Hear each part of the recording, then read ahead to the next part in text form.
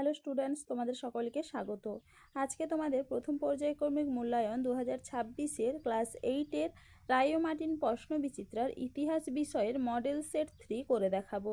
তো চলো শুরু করা যাক। তার আগে বলে দিই, তোমরা যদি চ্যানেলে নতুন হয়ে থাকো তাহলে চ্যানেলটিকে অবশ্যই সাবস্ক্রাইব করে দিবে।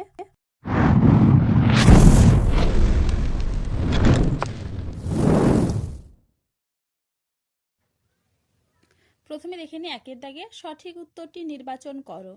স্বেচ্ছায় অধীনতামূলক মিত্রতা নীতি মেনে নিয়েছিলেন অপশন সি নিজাম।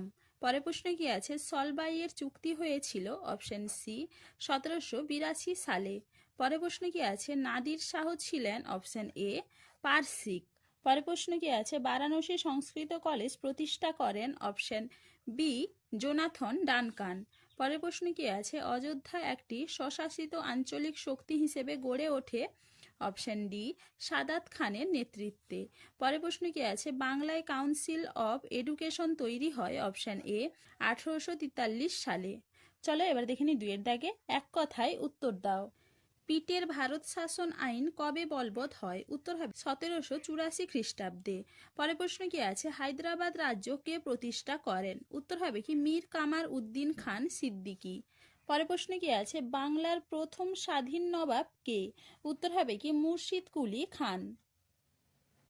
পরের প্রশ্ন দেখে নি 1824 খ্রিস্টাব্দে কলকাতায় সংস্কৃত কলেজে পঠন পাঠন শুরু হয় কার নেতৃত্বে? উত্তর হবে কি হেমেন হোরাস উইলসন। পরের প্রশ্ন কি আছে? বোর্ড অফ রেভিনিউ কত খ্রিস্টাব্দে গঠিত হয়? উত্তর হবে কি 1786 খ্রিস্টাব্দে। এবারে দেখে নি তিনের দাগে দু তিনটি বাক্যে নিচের প্রশ্নগুলির সংক্ষেপে উত্তর দাও। পলাশির লুণ্ঠন কাকে বলে? দেখে নাও উত্তরটা তোমরা। পলাশির লুণ্ঠন, এইখান থেকে এইটুকু লিখবে।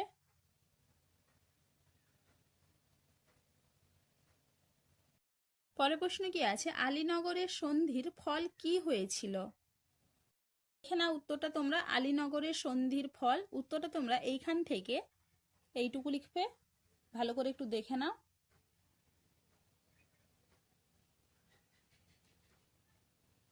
এবার পরের প্রশ্ন কি আছে? General committee of public instruction কেন গঠিত হয়েছিল?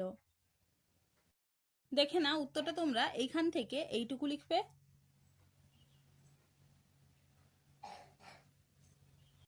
প্রশ্ন কি আছে? কর্নওয়ালিসের সিভিল সার্ভিস চালু করার কারণ কি ছিল?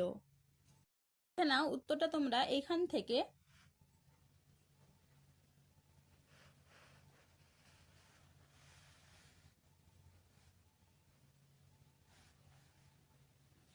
এইটুকু লিখবে।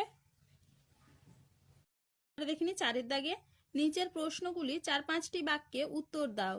দ্বৈত শাসন ব্যবস্থা বলতে কি বোঝো? না উত্তরটা তোমরা এইখান থেকে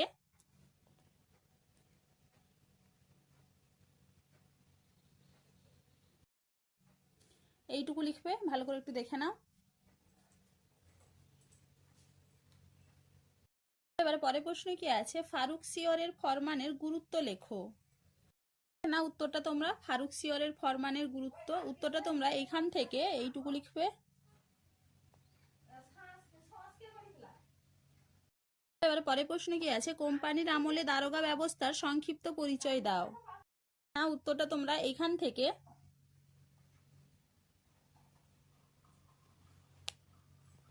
দেখে না একটু ভালো করে।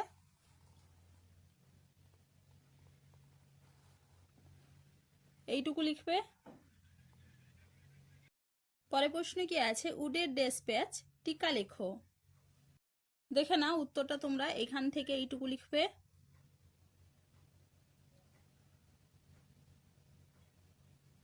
এবার দেখে নি 5-এর দাগে নিচের প্রশ্নগুলির 8-10টি বাক্যে উত্তর দাও। পলাশির যুদ্ধ এবং বক্সারের যুদ্ধের মধ্যে কোনটি ব্রিটিশ কোম্পানির ভারতে ক্ষমতা বিস্তারের জন্য বেশি গুরুত্বপূর্ণ বলে তোমার মনে হয়? উত্তরটা তোমরা এইখান থেকে এইটুকু লিখবে। আছে দেখে নাও এখান থেকে এইটুকু লিখবে। চলো এবার পরের প্রশ্ন কি আছে? ভারতে পাশ্চাত্য শিক্ষার প্রসারে ব্রিটিশ মিশনারিদের অবদান উল্লেখ করো। দেখে নাও উত্তরটা তোমরা এখান থেকে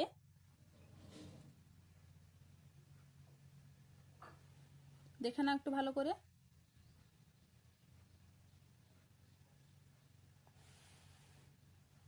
এইটুকু লিখবে। এবার পরের প্রশ্ন কি, ইজারাদারি ব্যবস্থা চালু করা এবং তা তুলে দেওয়ার পিছনে কি কি কারণ ছিল? ইজারাদারি বন্দোবস্ত চালু করার কারণ, এখান থেকে এইটুকু লিখবে। এরপরে দেখে নাও ইজারাদারি বন্দোবস্ত তুলে দেওয়ার কারণ, এখান থেকে এইটুকু লিখবে। ভালো করে একটু দেখে নাও।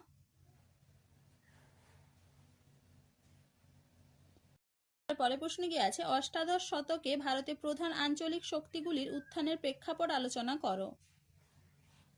না, উত্তরটা তোমরা এখান থেকে এইটুকু লিখবে। নাও এপাশে এখান থেকে এটা পুরোটা লিখতে হবে। ভালো করে একটু দেখে নাও।